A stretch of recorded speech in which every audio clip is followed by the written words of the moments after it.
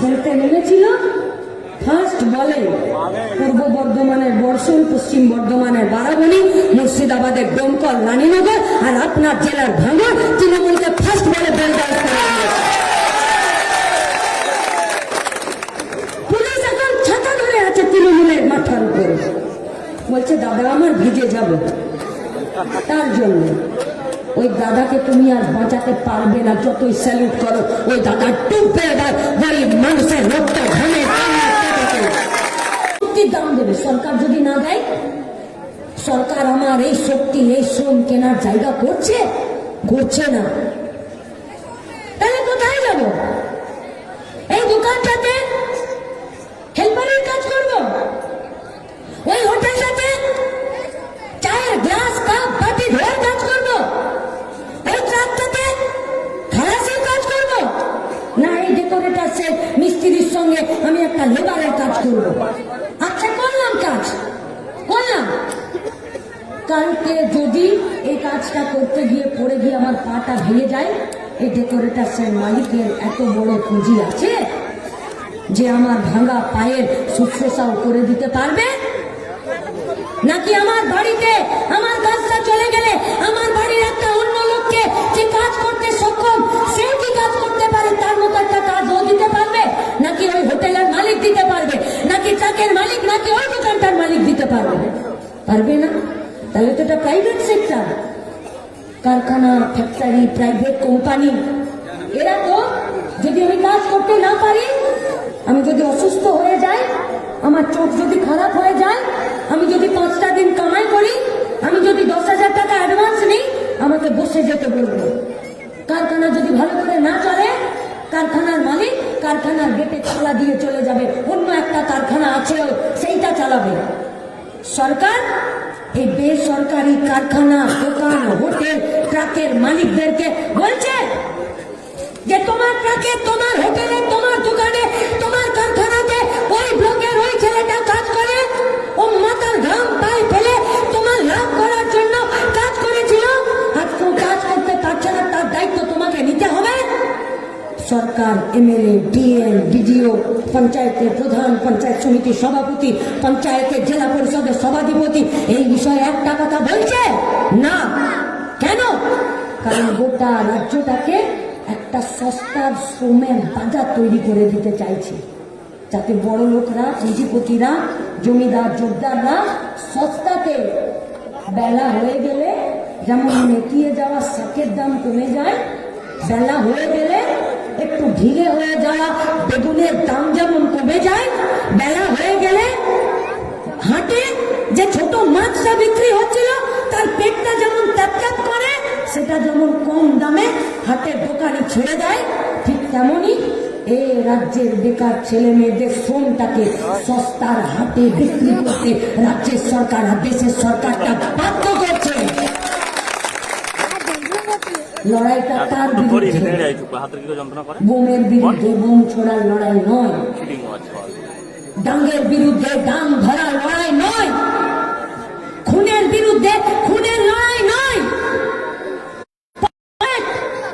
আপনার আমার ট্যাক্সের টাকা সরকারের ঘরে জমা আছে। লাল ঝান্ডার সরকার ঠিক করেছিল যে 100 টাকা যদি ওটা হয় তাহলে 35 টাকা পঞ্চায়েতের মাধ্যমে খরচা হবে। কি হবে পঞ্চায়েতে? আমার আপনার বাড়ির ছেলেদের গায়ে গতরে খাটাতে পরিণত হয়েছে। তাই ভোট মানে পলিসির ভোট। কারা পরিচালনা করতে পারবে বেকারদের কাজের দাবিতে? এই পঞ্চায়েত। কারা পরিচালনা করতে পারবে গরিব লোকের মাথার উপরে ছাদটা তৈরি করে দেওয়ার জন্য? এই পঞ্চায়েত। কারা পরিচালনা করতে পারবে জিনিসপত্রের দাম কমানোর জন্য? যাদের পলিসি ঠিক আছে, দামেরা চেয়ারের লোভ মায়া করে না, এরা গরিব মানুষের, খেটে খাওয়া মেহনতি মানুষের, বেকার ছাত্র যুবদের জন্য লড়াই করে। তার জন্য লাল বাতির গাড়ির প্রয়োজন হয় না।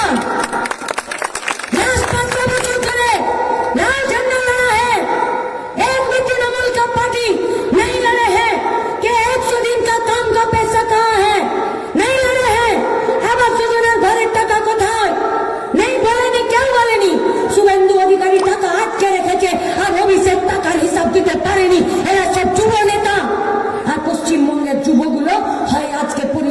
অমানসিক হয়ে বাইরে চলে যাচ্ছে, ওই যে গুন্ডাতে পরিণত হচ্ছে। সিদ্ধান্ত আপনাদেরকে নিতে হবে, কি চান, কি চান। যদি রুখে দিতে পারেন তাহলে বেকার ছেলেদের কাজের দাবিতে পঞ্চায়েত মানুষের তৈরি হবে। আর যদি ভয় পেয়ে যান তাহলে আবার লুটের রাজত্ব তৈরি হবে।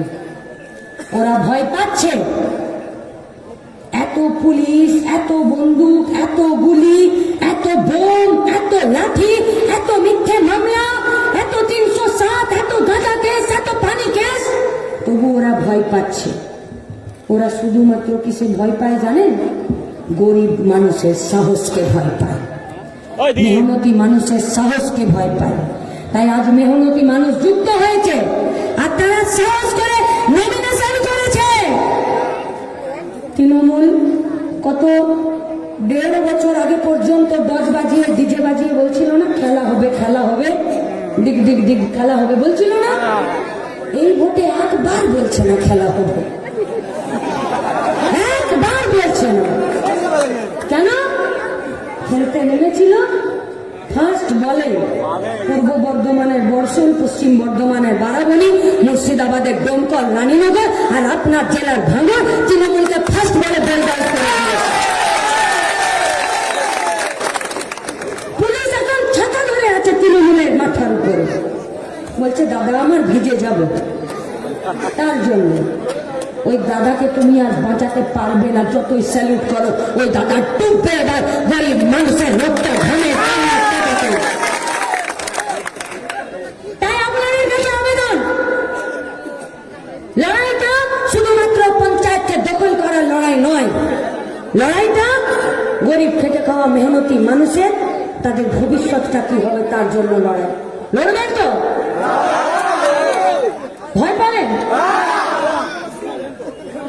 তোমরা যদি ভয় পেয়ে যাও, আমাদের দিদিদেরকে বলছি, এখানে চিৎকার করে বলার দরকার নেই যে আমরা লড়ে যাব। মায়ের কোল থেকে যখন বাচ্চাকে ছিনিয়ে নিতে আসে না, তখন যদি গরুকে খুঁটাতে বেঁধেও রাখে তো সেই গরু কিন্তু পাগা ছিঁড়ে যে গরুকে নিয়ে যায় বাচ্চাকে তাকে দেখিয়ে রাখে। ও তো অবলা জীব, ও তো পশু। ও যদি করতে পারে তাহলে পশ্চিমবঙ্গের মায়ের কোল যারা খালি করে দিচ্ছে তাদেরকে গুটাতে পারবে না? তোমরা করতে পারবে না? সন্ত্রাস চালাচ্ছে পুলিশ এবং রাজ্যের সরকার একসাথে মিলিতভাবে। এটা কোনো রাজনৈতিক হিংসা নয়, কোনো রাজনৈতিক হিংসা নয়, এটা রাষ্ট্রীয় সন্ত্রাস। আর এই সন্ত্রাসের মোকাবিলা একমাত্র করতে পারে গরিব মেহনতি মানুষ। আর গরিব মেহনতি মানুষের সামনের সারিতে দাঁড়িয়ে থাকে লাল ঝান্ডা। যারা এখানে আছে তারা লড়বে, মাথা ফাটলে ফাটবে, জেলে যেতে হলে যাবে, কিন্তু 1 ইঞ্চি জমি কেউ ছেড়ে দেবে না। তাই আপনাদের কাছে আমাদের আবেদন, দাঁড়িয়ে থাকুন, দাঁতের সাথে দাঁড়িয়ে থাকুন, সাহসের সাথে দাঁড়িয়ে থাকুন। আর তৃণমূল এখন বলছে নমিনেশন তো করে নিয়েছিস, ভোটও বোধহয় তোরা করে নিবি, কিন্তু আমি কাউন্টিংটা আটকে নেব, বলছে না? ভোট দিয়ে কি করবি?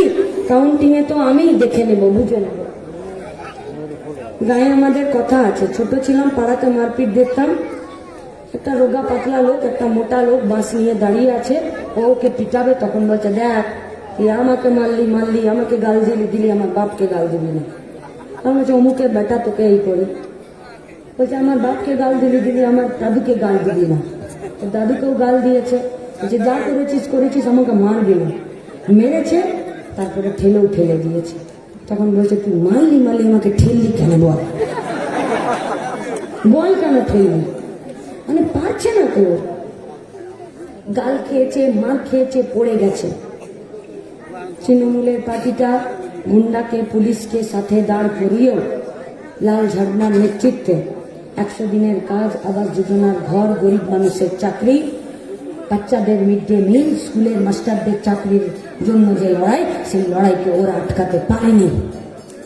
ব্যারিকেড ভেঙেছি আমরা, পুলিশের মার খেয়েছি আমরা, জেলে গেছে আমাদের কমরেডরা, খুন হয়েছে আমাদের কমরেডরা। হ্যাঁ আমরা ভাঙতে জানি, ভেঙেছি, পুলিশের ব্যারিকেড ভেঙেছি, তৃণমূলের মনোবল ভেঙেছি, গরিব মানুষের যে ভয় ছিল সেই ভয় ভেঙেছি। ভাঙতে আমরা জানি, কিন্তু আমরা এবারে গড়তেও জানি, গড়তে চাই, তাই মানুষের পঞ্চায়েত গড়তে চাইছি। আপনাদের সাহস, আপনাদের সাহায্য, আপনাদের অংশগ্রহণ লাগবে। সেই সাহায্য সহযোগিতা আর অংশগ্রহণের মাধ্যমে মানুষের পঞ্চায়েত তৈরি করতে, নিজের ভোট নিজে দেওয়ার জন্য, বুথ রক্ষা